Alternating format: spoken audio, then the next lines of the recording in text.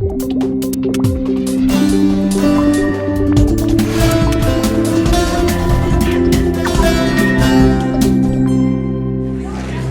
Best Actor in a Motion Picture Drama, Daniel Day-Lewis for Lincoln.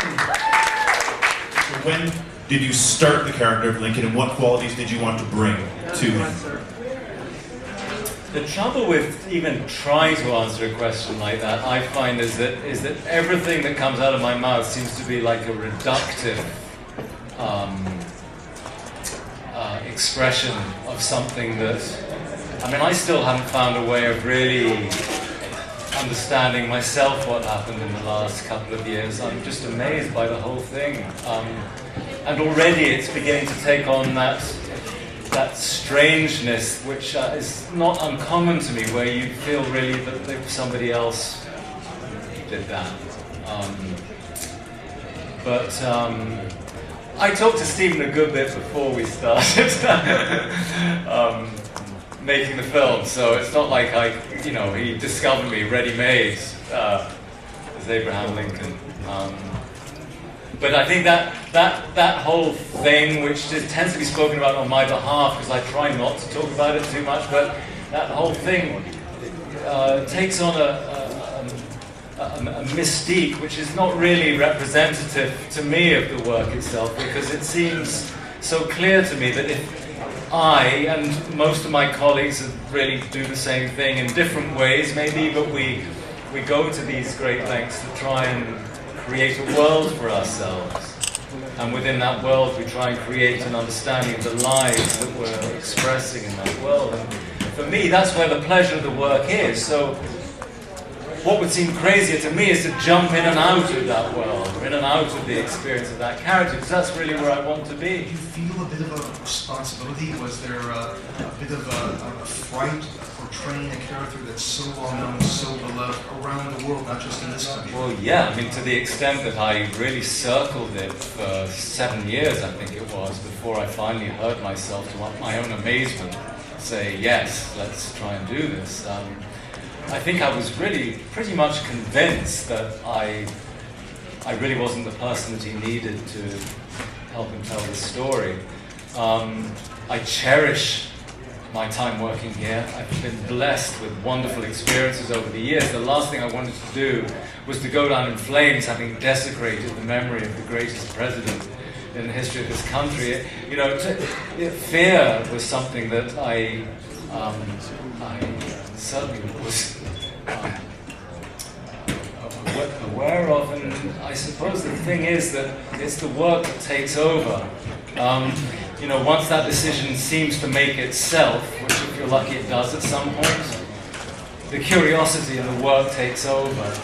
And luckily, not that it doesn't come back from time to time, but for the most part it just gets pushed aside. And then afterwards you think, what was I thinking of? Why did I think I could do?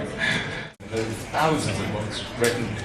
Also many contemporary accounts, his own writing, his own thoughts and memos and letters, and we know an awful lot about him, it turns out, during that time, but what we don't know is what he would have done during the period after the war to bring about Reconstruction. That's something that I'm really fascinated to talk to him about. But I had a strange feeling towards the end of my time during the course of that work. I couldn't help wondering whether, even if he hadn't been assassinated, maybe he wouldn't have survived for very long. It felt to me as if he'd spent himself completely in the service of that country in that period of time.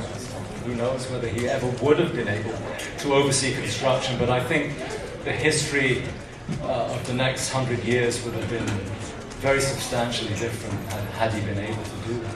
It seemed like the room was enamored with Bill Clinton coming in. Yes. Can you talk about, do you know if Spielberg was involved in getting him to come, and what does Clinton's support mean for the film?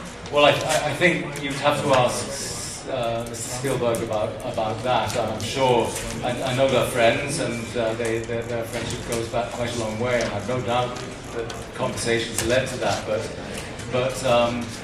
I mean, I haven't had a chance actually to find a corner somewhere and just reflect on that moment when he spoke about our film. and I was very honoured to have a conversation with him afterwards, and to hear his thoughts about the man, about his achievements, and about. I wouldn't wish to try and put that in a sentence or two, but yes, I mean, what an incredible privilege to have him, a Lincolnian scholar in his own right, speak about our throne in that way. Hey, Lewis. I'm just wondering, it's Jim over here. How big a surprise was it for you? Did the table know he was going to come out, Mr. Clinton, President Clinton? A couple of us. I didn't know when, though. I mean, it still was amazing, because even knowing it, it still was amazing to see him there. But I exercise in a rare privilege, which is that I work when I feel a compelling need to do that work, and when I don't, I do other things. Everyone has a different way of approaching the work that they do, and some people are absolutely compelled to do what they need to do because they have to pay bills, and there's nothing unworthy about that. It's an honourable reason, but I'm lucky enough to. I think I made a decision many years ago that in the hope that I would never become cynical about the work, which was important to me. I felt there's a possibility of some nobility in the work, but it's not easy to find that. Very often the work falls short of that. Mostly it does.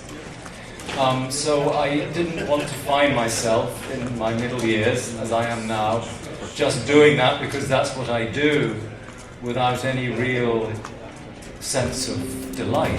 Thanks everyone. Thank you very much.